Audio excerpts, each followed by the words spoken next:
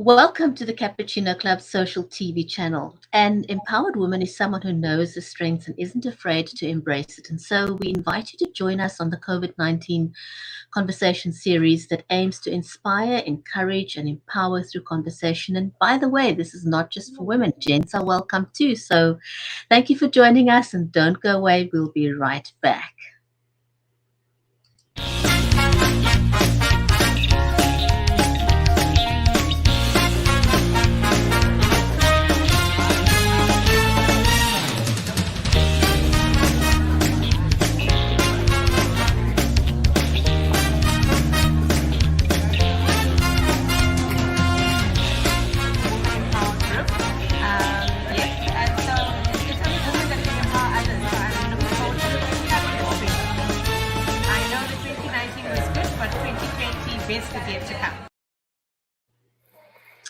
If you're just joining us, welcome to the show. I'm your host, Bridgetti Limbanda from Cape Town in South Africa.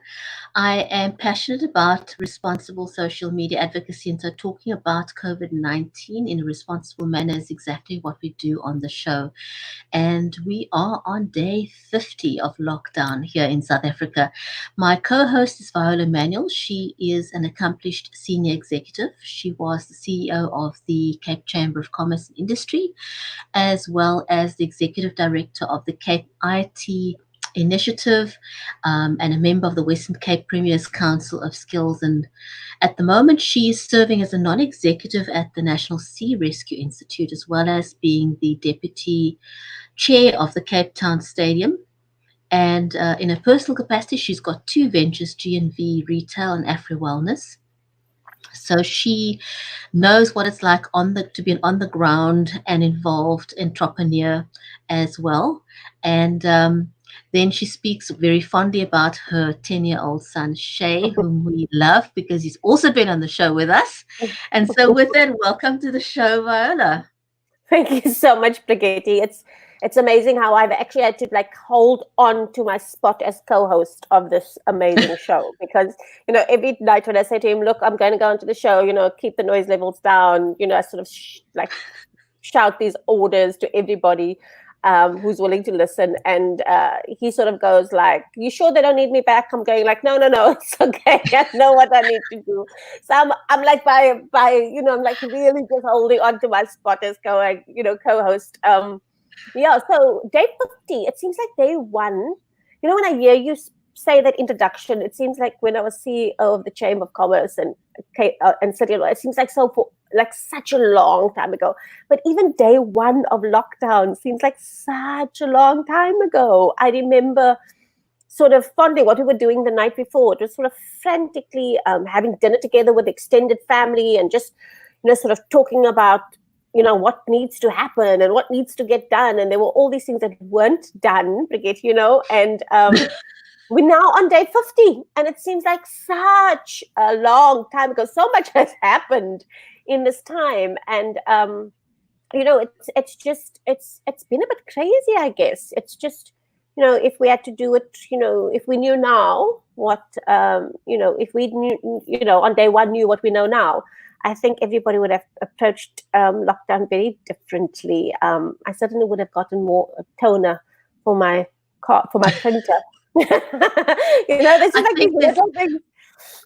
There's a lot of little things that could niggle, Yes. kind of like if I had an extra day, what would I do differently? Hindsight is an amazing thing, isn't it? It is, but also it's it's like what would I have done differently if I knew everything I know now? I think if I had, even if they'd given me an extra day before, I don't think I would have. I don't think any of us could have been prepped for what's happened. But it shows the human spirit, and I think tenacity is a good word. It's the tenacity of the human spirit to just adopt and adapt and just go with it. And I know it's been tough for some people. Hey, I've been really thinking about it. I just heard such a sad story about a lady who stays on her own. She sort of fell in the kitchen, and because of lockdown and not having her kids, just come in and out there every day, she laid in our home for 3 days, before anybody came to help her. And it was just fortunate that, she must have hurt herself, like knocked her head really badly as she fell. And so I think some of the swelling on her brain must have gone down, so she could start thinking a little more clearly. And then she thought to actually go and get her phone. But I mean, she literally was laying on the floor. She says that she was telling my mom she had to actually pull the carpet over her to just keep warm.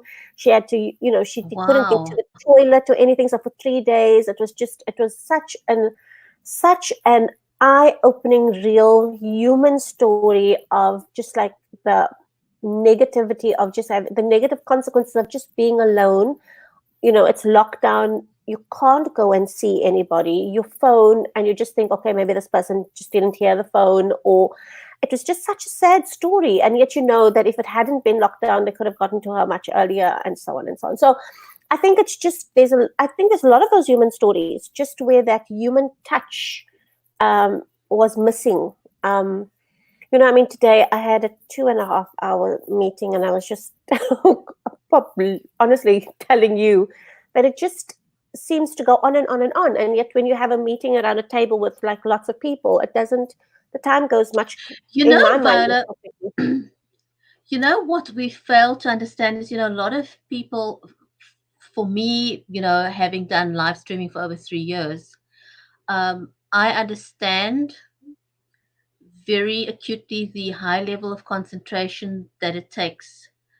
Yes, granted, for me, it is completely different because not only am I on the show, but I'm also producing the show while Yes. I'm on the show. So it takes a huge amount of concentration and juggling when you're producing and you're physically on the show yourself.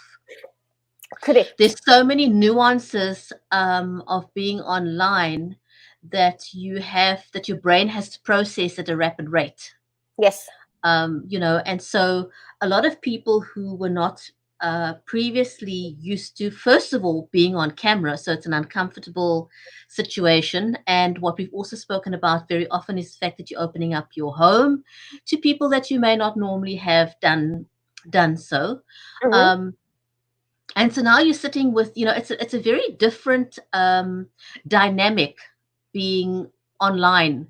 And so we may not realize that our concentration levels are so much higher when we are on camera with people. And, the camera doesn't lie. You Yeah. pick up every little thing.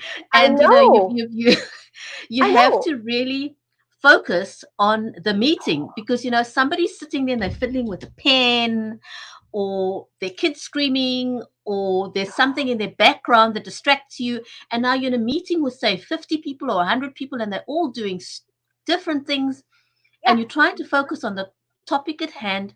It takes a high level of concentration. I must tell you, it was, I fully agree with you. I actually, and of course now, what I've taken to doing is sort of just not doing video, but just doing audio, because it just takes so much data, so much less data.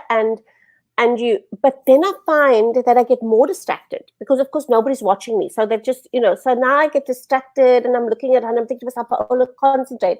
To the point that in today's meeting, like the last bit of the meeting, I actually just put on the video because then I had to sort of, just be Focus. concentrating and focused on this thing, because I just got, you get sidetracked and you get distracted, and it's just crazy. And I just thought today, it's actually really tiring, because now also what needs to happen is you are using your laptop or you're using your phone screen to conduct the meeting. Now you've also got to try and open documents, because I don't want to print everything, because it's just such a waste to print like all these pages for one, for a meeting. Yeah.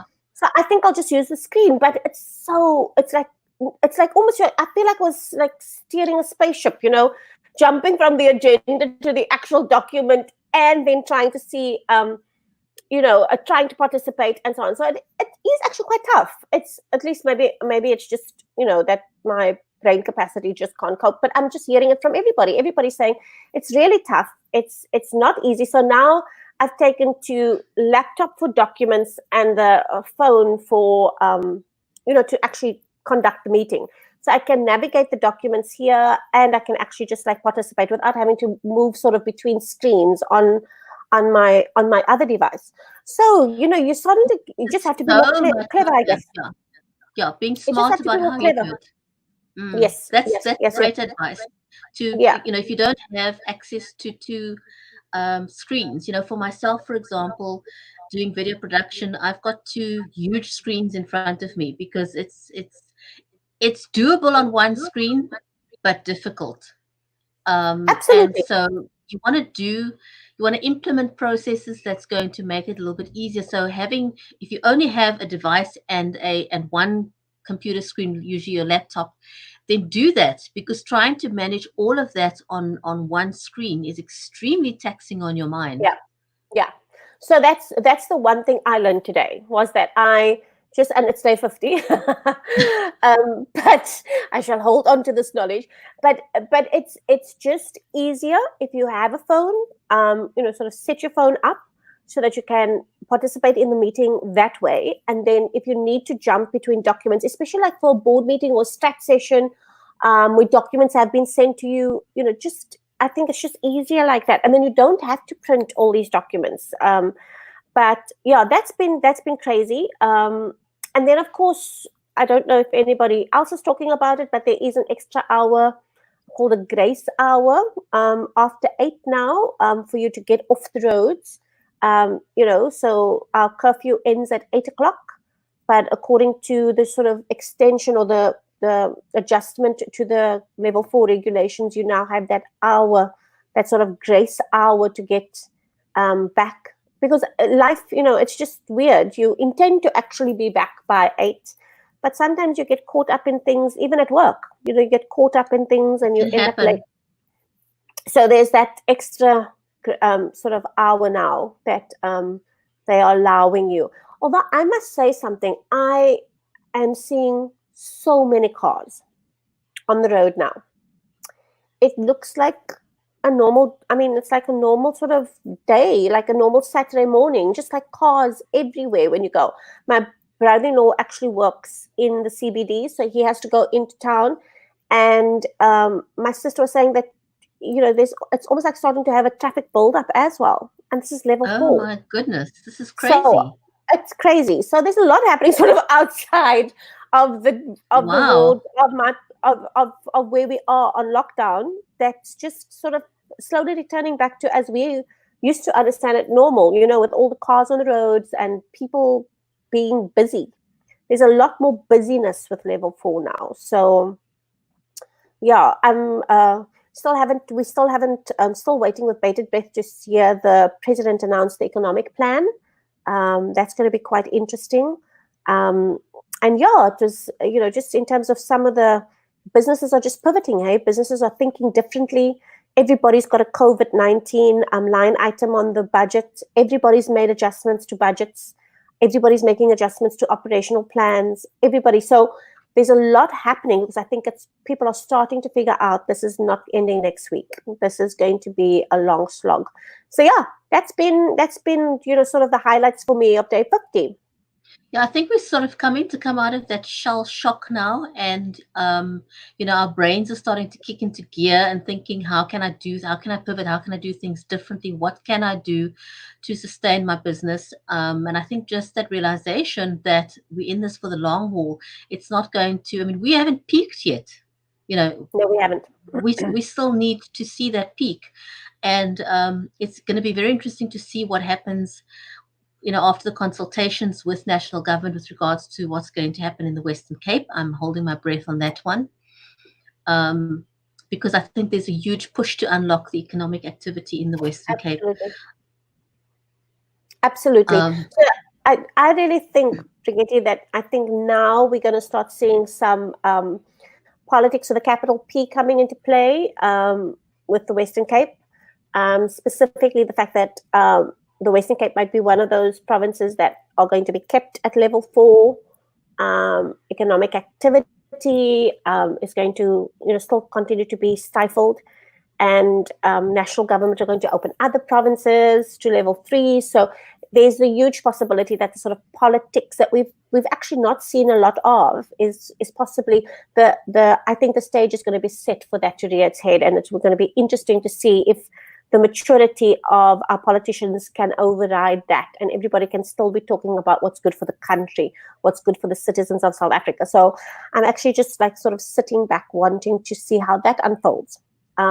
Western Cape's getting a lot of criticism for the huge number of deaths, the huge number of infections. So it's going to be interesting to see what's going to give first. You know. Oh, absolutely. Any news on the schools yet? Have you heard anything? Nothing yet. I don't think anything official has been said. I think that there's a lot of guessing. There's a lot of people surmising and coming to their own conclusions in terms of what's going to happen at the schools. One thing I do know is I've got 3 schools very close to where I stay, and so there's a lot more activity. You can sort of see teachers park. There are a lot more cars parked in the parking lot. So clearly something's happening. I'm sure the Department of Education has been informing the teachers and their staff and their employees in terms of what's going to happen. I think it's just about the announcements that need to be made. I would love to see how this is all going to come together, but I do trust that our government have got the best interest of our kids at heart. I would hate to see this generation lose a year. It would be very sad to see this generation lose a year. So I'm suspecting that maybe June holidays are cut short. There's no June holiday. Maybe they carry on till past, maybe the first week before Christmas holidays. So yeah, there's a lot of adjustments that can actually be made. It's just going to be interesting to see how they pull it all together.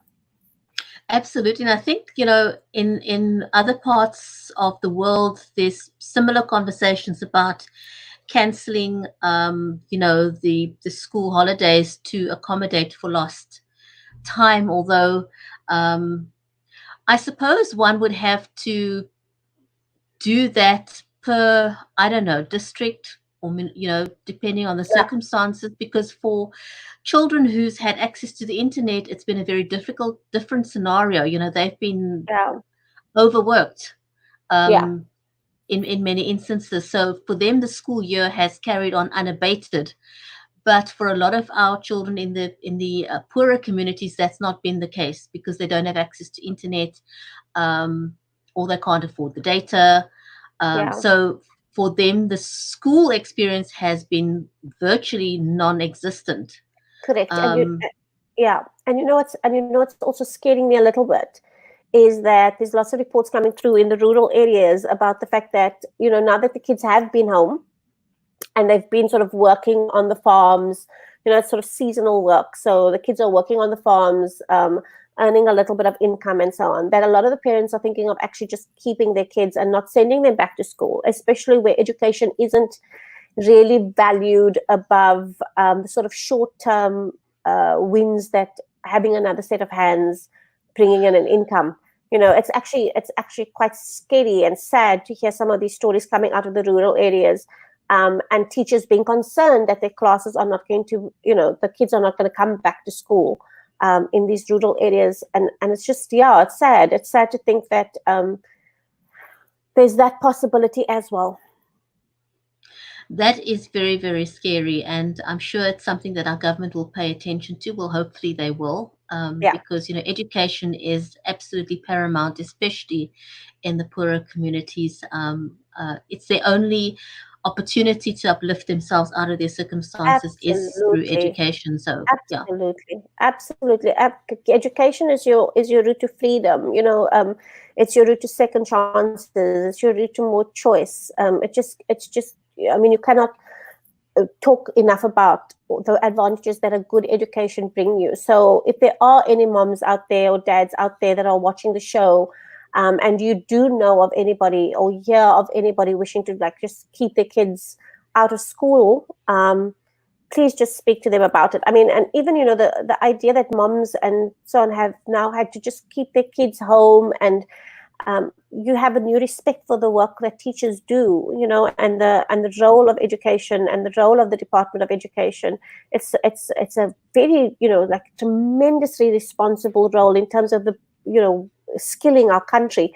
So, we continue to just think about them at this time, as well as they make some serious decisions for the future of our children.